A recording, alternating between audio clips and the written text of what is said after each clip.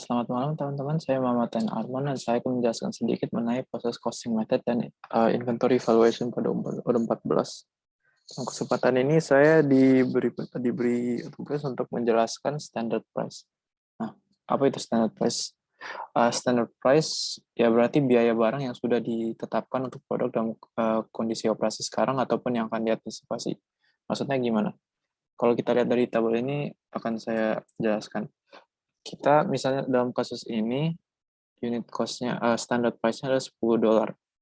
Jadi misalnya pada saat ini dia kuantitasnya dia beli pada 2 April dia beli dua kuantitas unit dengan unit cost $9, total cost-nya 18. Nah, $89 itu bukan unit cost-nya, bukan standard price-nya. Jadi ia otomatis menyesuaikan dengan standard price yang ada. Jadi dari $18 dia ubah jadi dua kuantitas $10.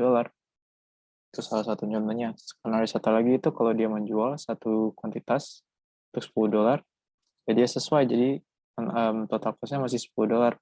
Dan terakhir adalah skenario yang terakhir yaitu kalau dia misalnya kuantitasnya $12. 12 itu lebih dari $10 standard price-nya kan. Nah, karena dia lebih, dia dianggap itu lebih dari satu dan nggak ada kayak 1,5 atau apa. Jadi dianggap dia charge-nya dua kuantitas untuk standar price $10, yaitu $20. Makanya hasilnya $20. Nah, gimana caranya? Saya akan menjelaskan skenario pertamanya, yaitu yang saya akan menjelaskan salah satu skenario-nya, yaitu kuantitasnya 2 dengan unit cost $9. Atau mungkin dalam ini rupiah, tapi konsepnya sama.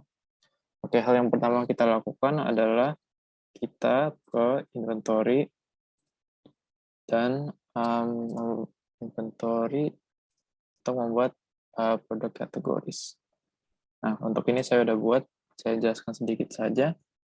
Biasanya ini belum ada, kita create dan kita memberi kategori name-nya terserah. Saya memberinya SP Automated agar enak diingat.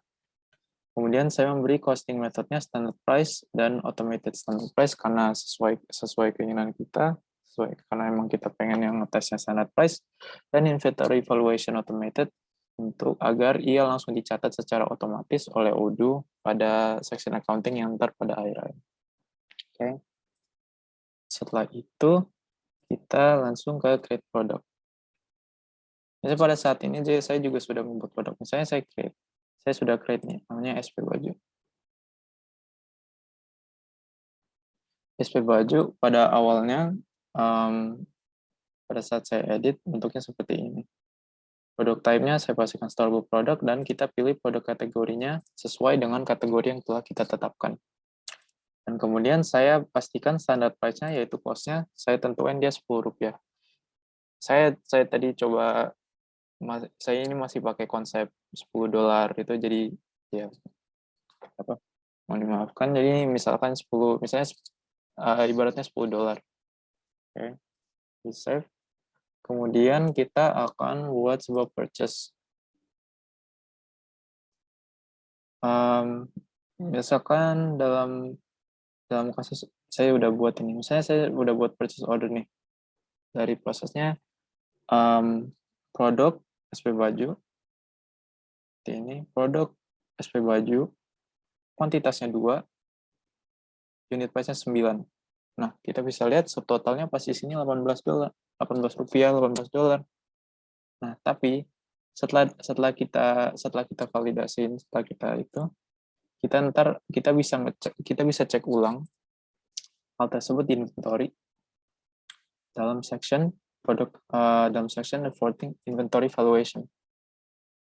Oke, ini SP Baju 2 saya sempat lihat, tapi intinya ntar hal tersebut semua transaksi, semua transfer yang terjadi di inventory akan muncul pada section ini dan bisa dilihat bahwa yang tadinya SP Baju 2 kuantitas 2 menjadi $20. Tadinya kan 18, tapi seperti yang tadi kita seperti yang dijelaskan di tabel, dia menyesuaikan diri dengan standard price yang ada $20.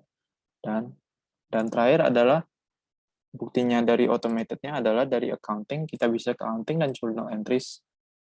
Dan dari situ kita bisa lihat bahwa bisa dilihat di sini secara otomatis tercatat prosesnya. 22. Oke, sepertinya itu saja penjelasan saya mengenai standard price dan prosesnya dalam Odoo. Semoga bermanfaat. Terima kasih.